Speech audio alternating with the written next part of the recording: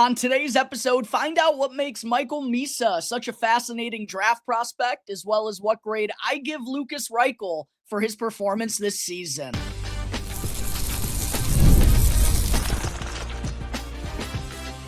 You're Locked On Blackhawks, your daily podcast on the Chicago Blackhawks, part of the Locked On Podcast Network, your team every day. What's going on, Blackhawks fans? Welcome back to another episode of Locked On Blackhawks, part of the Locked On Podcast Network, your team every day. As always, I'm your host, Jack Bushman. You can go and find me on X at Jack Bushman2, but be sure to follow my Strictly Blackhawks account at Talkin' Hockey. That way, you don't miss out on any of the latest Blackhawks news and updates. Subscribe to Locked On Blackhawks on YouTube as well. If you haven't done so already, that's the best way that you can show some support, and it's also 100% free. Will not cost you anything and helps me out in a massive way in growing my platform. But happy Tuesday, everyone. Again, thank you all for joining me on another episode of Locked On Blackhawks, your one-stop shop for all things Chicago Blackhawks. To open things up on the show here today, it's time to get into another one of my 2025 NHL Draft Profiles, which again will be basically a daily part of the show up until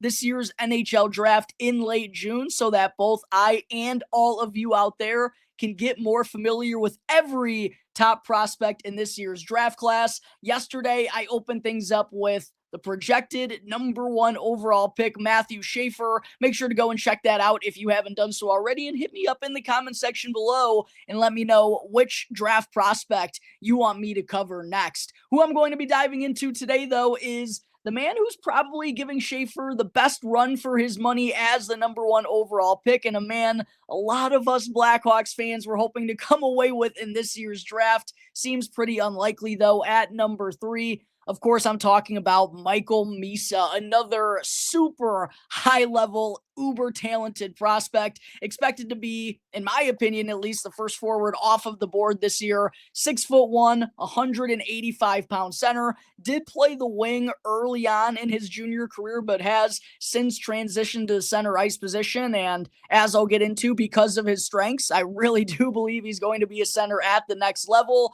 And it is worth noting, he's 5 months older than Matthew Schaefer, who, as I mentioned yesterday, supremely young, turns 18 in early September, just 10 days removed from being part of the 2026 draft class. So it's not like Michael Misa is supremely old or anything. He just is 5 months older than Matthew Schaefer in terms of comparing those two at the top of the draft class. Misa turned 18 back in February. But what a year it was for Michael Misa, for the Saginaw Spirit in the OHL. 134 points, 62 goals, 72 assists. That's right. He can be a goal scorer. He can be a playmaker, elite offensive abilities, 134 points in just 65 games to be the leading point getter, in the entire league in his draft year. Second in goals, behind only Blackhawks prospect Nick Lardis, as well as being fourth in assists.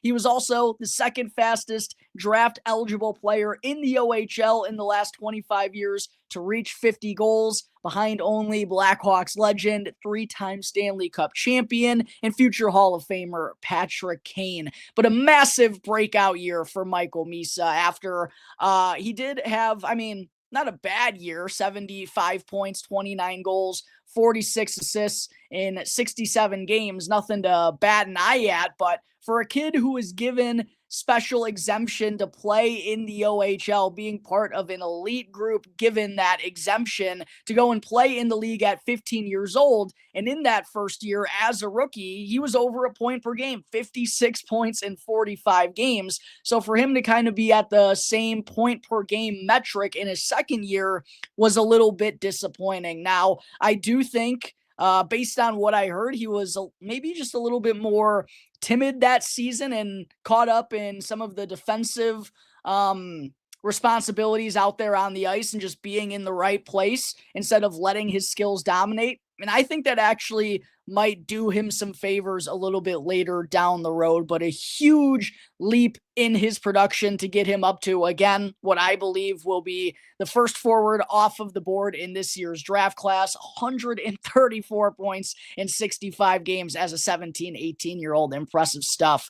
As far as the rankings go from some of the top scouts and analysts in the industry, again, you got to take some of these with a grain of salt. Some guys are going to have people higher, some are going to have them lower, but I think I mostly just use it as a tool to get kind of a sense of what the industry is at least thinking about these prospects. Elite Prospects had Michael Misa ranked second. Bob McKenzie had him third. Craig Button second. Tony Ferrari first. McKean's Hockey second. Chris Peters fifth. Daily Faceoff second, and Dauber Prospects second. So for the most part, expected to be the second player off of the board, likely behind Matthew Schaefer. But when diving into Michael Misa's strengths, there's a lot of them. Good reason why he had the production he did this season and is so highly regarded. I think the first thing that stands out to me when watching Michael Misa is his hockey IQ. He's got a lot of talents, but the way he thinks the game and how smart he is out there on the ice allows him, I think, to have success in so many different ways. He knows how to create for himself and for his teammates out there, whether it be like give and go, scissor plays in transition, or just how to open up space for himself to get a couple of strides to go to a defender's blind spot or whatever it may be. He's just very smart out there on the ice, very savvy, thinks the game a step ahead, really good vision, and he also uses that on the defensive side of things to be in the right spots more times than not. He knows when to take chances, just an all-around very smart player who also has incredible dynamic offensive abilities. I think he could be a 30 and maybe even a 40 goal scorer at the next level with his release. He's got the curl and drag. The puck just absolutely jumps off his stick. A lot of good power for only being 17, 18 years old. And I also like how he uses his skating ability to score goals too, right? He has the skating upside to go and have success at the next level, and he uses that to open up space for himself and create passing lanes for his teammates. Very good dynamic ability, and I think he'll have success both as a goal scorer and a playmaker in the NHL. Passing abilities overall is just really good. Like I mentioned, uses his hockey IQ to think the game almost like it's chess, a couple of moves ahead of the opponents, and then also uses his vision really well to find open teammates too, especially in the transition plays off of the rush.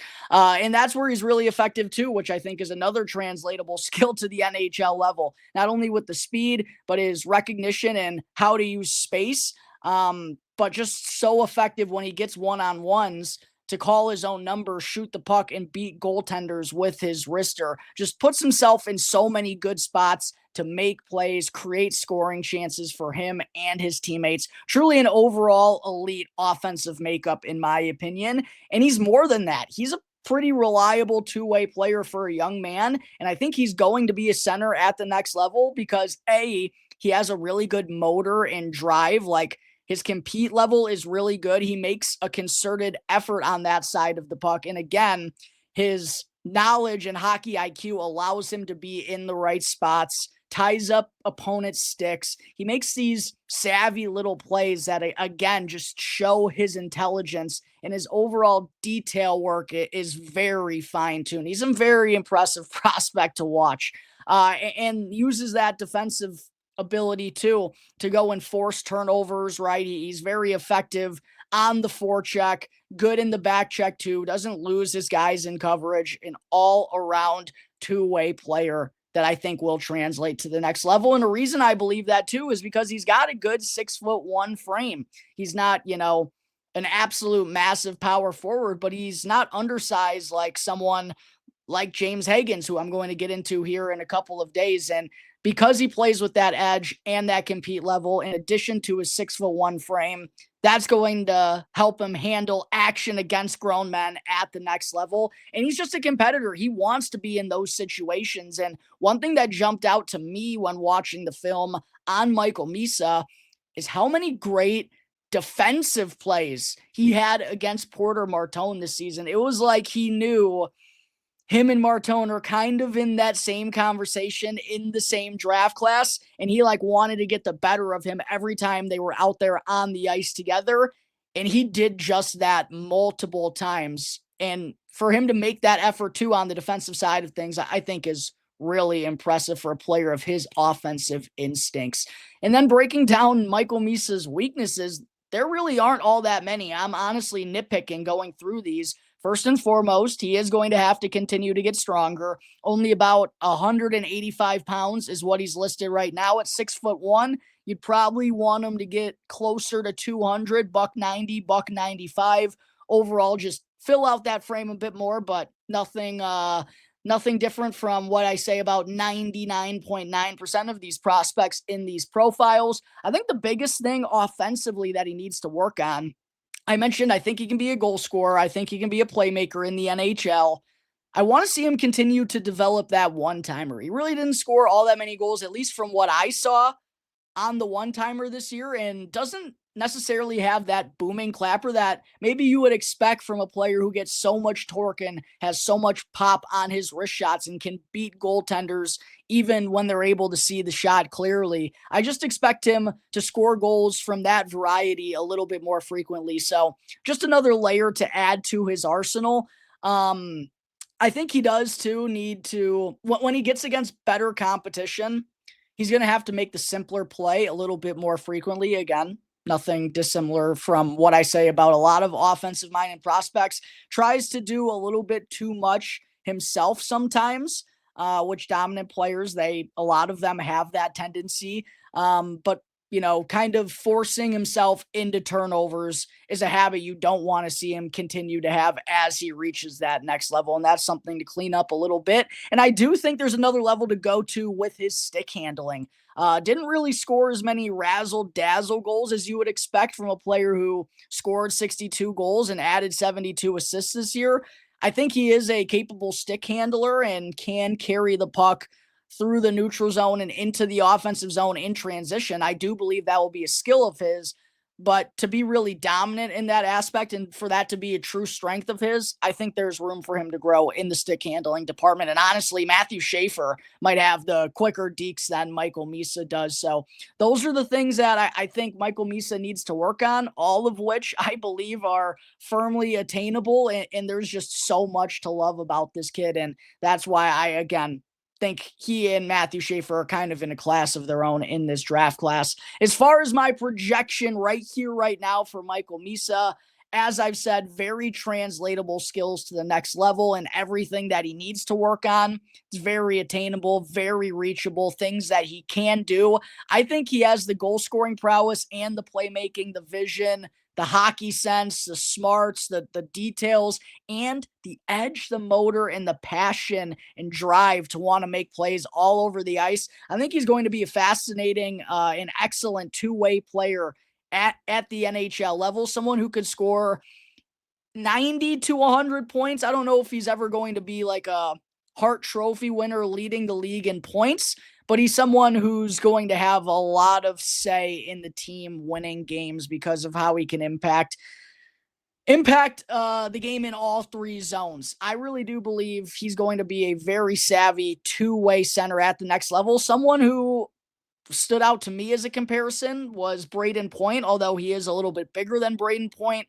I've seen some people mention Mitch Marner. I've seen John Tavares. I've seen Jason Spezza, a little bit of a throwback to one of my favorite players growing up. Another one of my comparisons, I would say, is Sebastian Aho with just a little bit more offensive upside. Aho's, regularly an 80-point scorer, and I do think I don't know if he's gotten into the 90s yet, but I do think he has that capability. I would say Misa has probably the higher offensive upside. I know Aho's regularly one of the best defensive-minded centers in the game. He might be a little bit better than Misa will be defensively, But I think that's a pretty fair comp as well as Braden Point, in my opinion. Let me know down below your thoughts on Michael Misa, what your player comp for him is, and who also you want me to cover next in my 2025 NHL draft profiles. Last thing I wanted to get to on Michael Misa before I move on to segment 2, as far as whether the Blackhawks could get him in this year's NHL draft,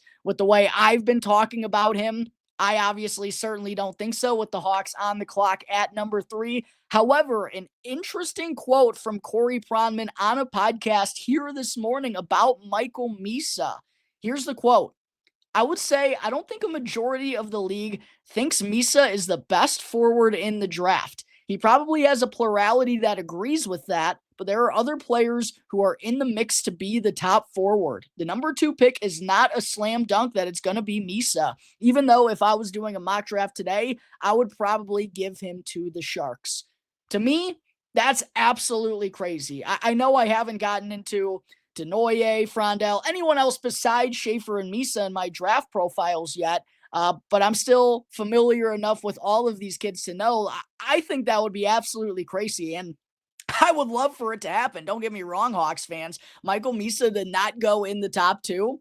I'm still not expecting it to happen, and this is Corey Pronman, by the way, who also said Frank Nazar wasn't like a top 12 prospect in the Blackhawks organization, so take his words for what you will, but a fascinating development for someone who is plugged into the industry. I really don't think there's that much of a debate. I don't think any of the rest of the players in this draft as a forward have the upside that Michael Misa does, and the way that I think he'll translate to a two-way center iceman at the next level. That's absolutely crazy to me, but is also kind of music to my ears at the same time as a Blackhawks fan whose team is on the clock at number 3. Could Michael Misa fall to number 3? I'm trying not to get my hopes up, but according to Corey Pronman, it seems more possible than a lot of us are thinking right here, just over 1 month removed from the 2025 NHL draft. But there is Michael Misa's 2025 NHL draft profile. Again, give me Misa's player comp down below in the comment section, and let me know who you want to see me cover next. Coming up in just a moment here, Blackhawks fans, stick with me for segment 2 as I'll dive into Lukas Reichel's 24-25 season recap.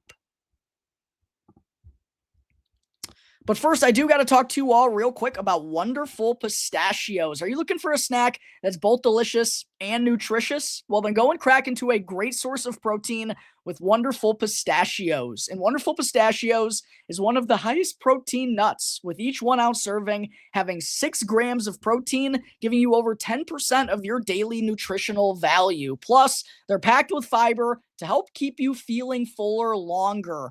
And who doesn't love a good pistachio? I know I certainly do. I could sit there literally eating them and cracking them all day long. And that satisfying feeling of opening each shell, it's like a perfect mini snack meditation. And whether you're running between meetings or dropping off the kids at school, Wonderful Pistachios are the snack that works as hard as you do. So get snackin' and get crackin' with the snack that packs a protein punch by visiting wonderfulpistachios.com right now in order to learn more. Again, that's wonderfulpistachios.com to check it out today. Segment 2, next up on my Chicago Blackhawks 24-25 season recaps is 2020 first-round pick Lukas Reichel, who actually is set to turn 23 years old, believe it or not, here in just a couple of days. Time absolutely flies. And, of course, also just wrapped up his second full-time season in the NHL with the Blackhawks. Sadly, though, it was another year filled with inconsistencies for Reichel, and while I don't necessarily think that was fully his fault, I don't think, again, the coaching staff and the way that they handled him did him any favors. I also don't think at times he did himself any favors either with his inconsistent offensive play, although he was kind of buried in the bottom 6 with grinders for a majority of the season. But we are reaching that point where it's tough to see Reichel panning out here in Chicago. I want it to happen. I really thought he was going to be an impact player for this team. I still don't think it's impossible, but we're definitely nearing that point where Lukas Reichel might just need a change of scenery. But it feels like the Blackhawks may give him one more opportunity here as he has one year left on his remaining deal, and there could be a new head coach coming in. I'm hoping that's going to be the case, as I broke down, as I dissected whether Anders Sorensen could potentially return as the interim head coach on the show just a couple of days ago. I think bringing in a new head coach could potentially do Lukas Reichel some favors, but he definitely has to help himself out a little bit more at the same point in time. When diving into Reichel's numbers here this season for the Blackhawks, wound up playing in 70 games, which is actually a new career best for him. Played in 65 the year prior for the Hawks, was still regularly scratched a decent amount, but not as much as the year prior. And in those 70 games, we saw Reichel tally 8 goals, 14 assists, 22 points, actually career highs all across the board, but I don't think really all that many people knew it because, I mean, it wasn't numbers that necessarily jumped off the charts, and still probably disappointing for what we were expecting out of him,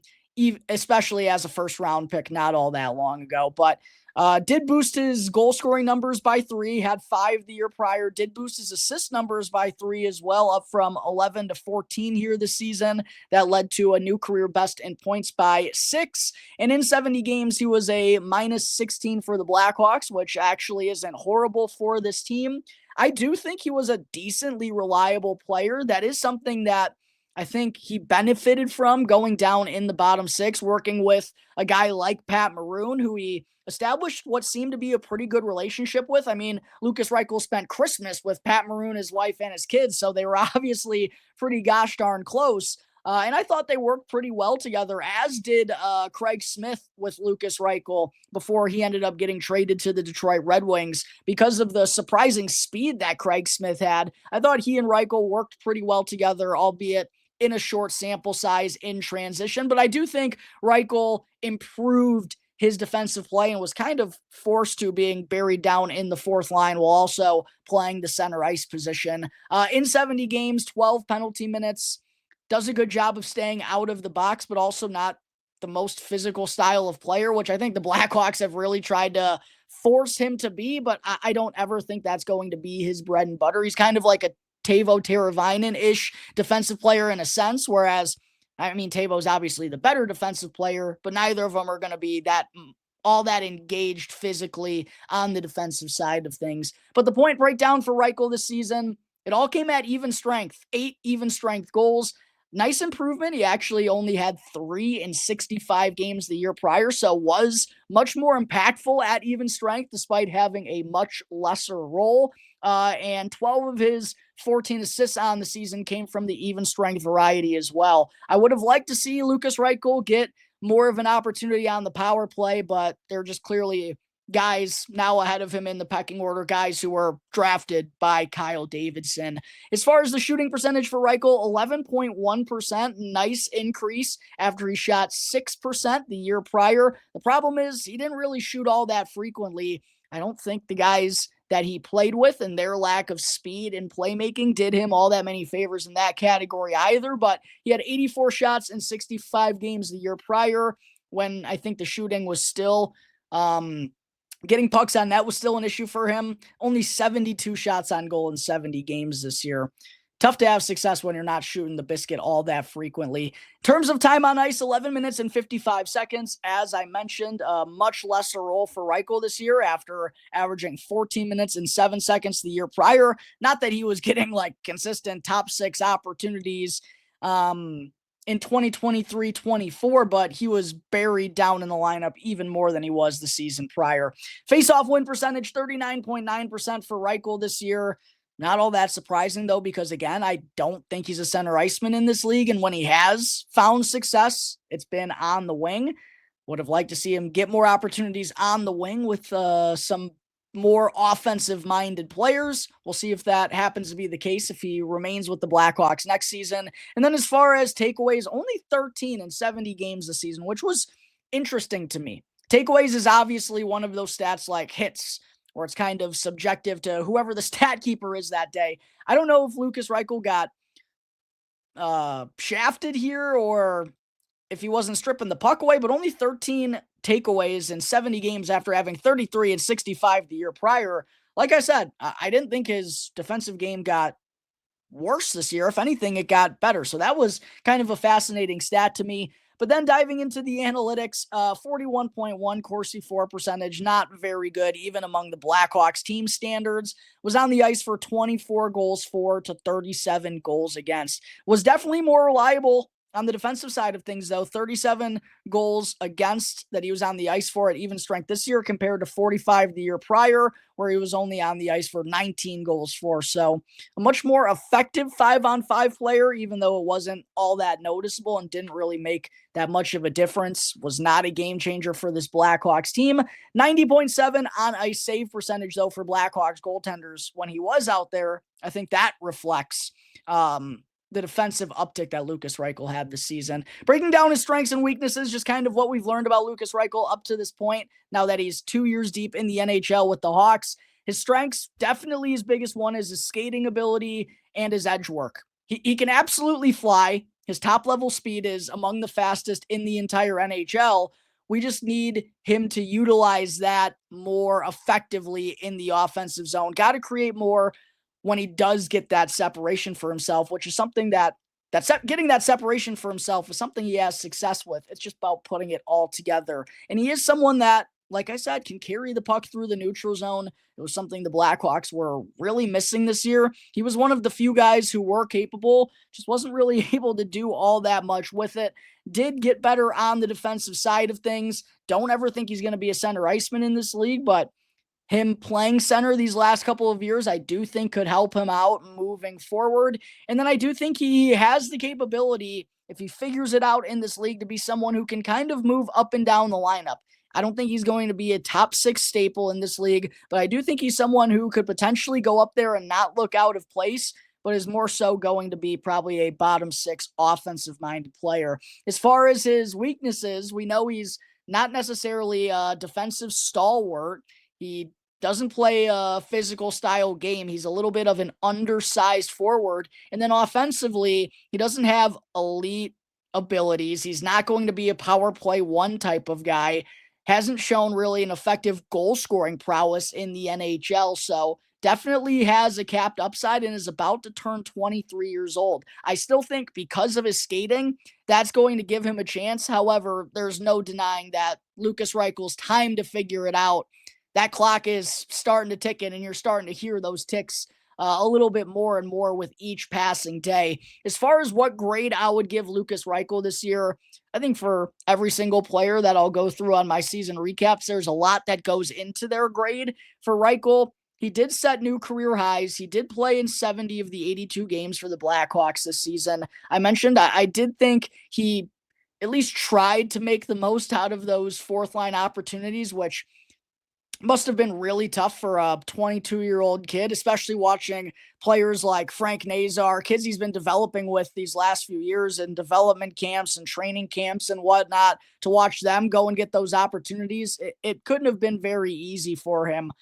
And while it was disappointing that it was another year that went by where he didn't figure it out, I don't think that was all that surprising because with Luke Richardson returning as the head coach, I didn't expect much to change as far as Reichel's role, and that didn't really seem to be much of a priority when Anders Sorensen took over because, again, Lukas Reichel is not a general manager Kyle Davidson draft pick. So taking all of that into consideration, I'm going to give Lukas Reichel a flat C for his performance this season. Let me know in the comment section below if you think that's too high, too low, or spot on for former first-round pick Lukas Reichel. And also let me know in the comment section who you want to see me dish out a grade 2 next in my Blackhawks season recaps. Reminder, I've already given out grades to basically all of the Blackhawks notables at this point: Connor Bedard, Teuvo Teravainen, Tyler Bertuzzi, Ryan Donato, Alex Vlasic. You can go and find those episodes on the Locked On Blackhawks YouTube channel, and everything is always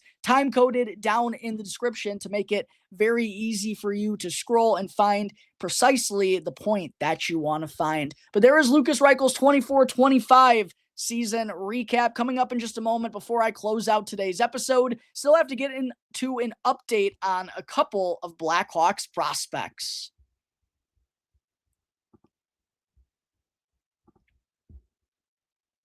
Just want to say thank you all real quick for making Locked On Blackhawks your very first listen here to start off your day. For your second listen, make sure to go and check out our new Locked On NHL Game Night. Every game, every night, up until the Stanley Cup champion is crowned. Go and get local analysis on a national scale with Locked On NHL Game Night, which you can find easily on YouTube or wherever you may be listening to your podcasts.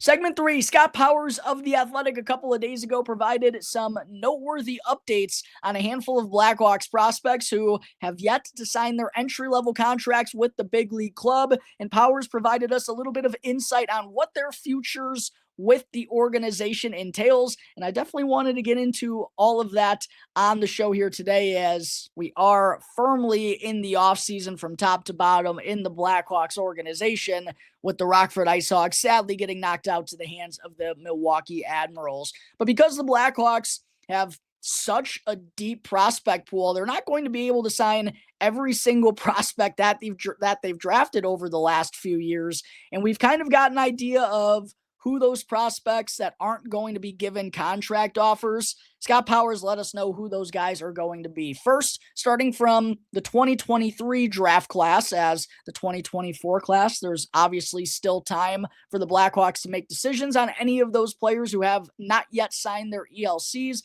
But from the 2023 draft class, the first player to note is Alex Ferrand, the 99th overall selection, 4th round pick that year, who had a really solid season, I thought, with the Sudbury Wolves of the OHL. Career best, 59 points, 17 goals, and 42 assists in 65 games. Player with decent size, 6'3", about 200 pounds, reliable on the defensive side of things. I didn't necessarily expect him to sign an ELC from the Blackhawks. We'll see if he winds up signing a deal with the Rockford IceHawks, but not too shocked to see that he's kind of one of the odd men out, especially with the forward group that you think is only going to continue to get deeper, as that's the biggest need for the Blackhawks at this point in time.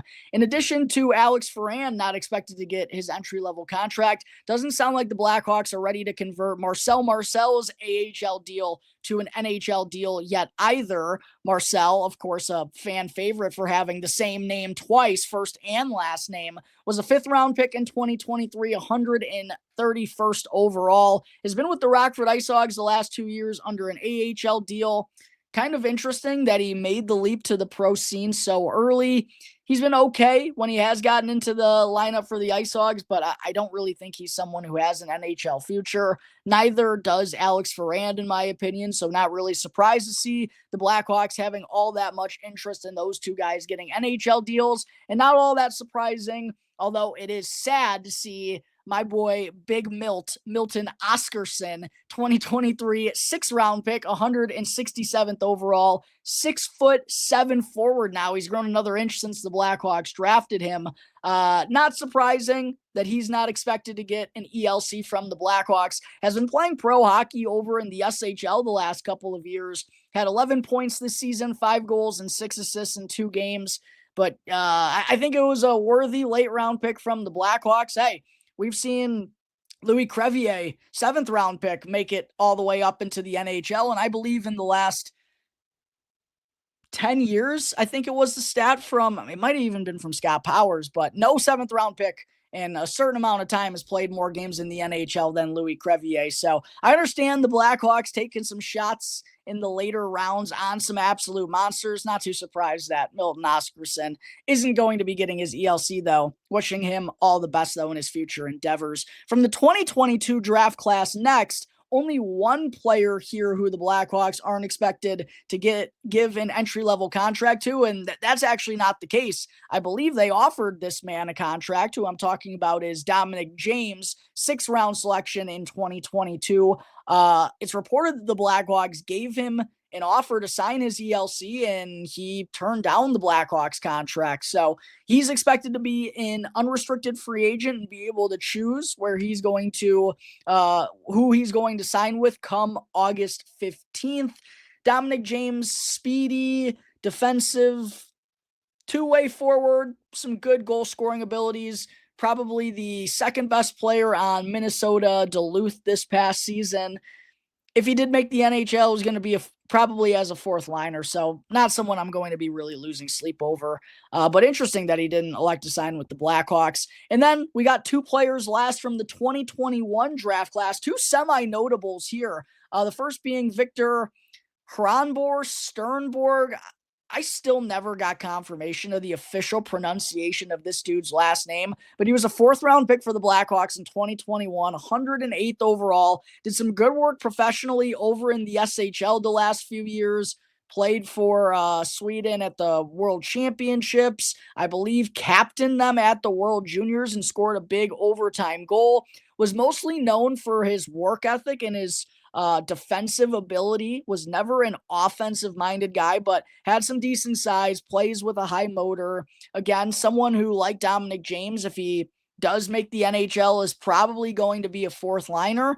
But as a fourth round pick is a little bit more noteworthy that he's not getting his ELC, and neither is Blackhawks 2021 sixth round pick Ilya Safonov, who I actually mentioned a couple of weeks ago. There were reports that he was coming over to North America to sign his ELC with the Blackhawks.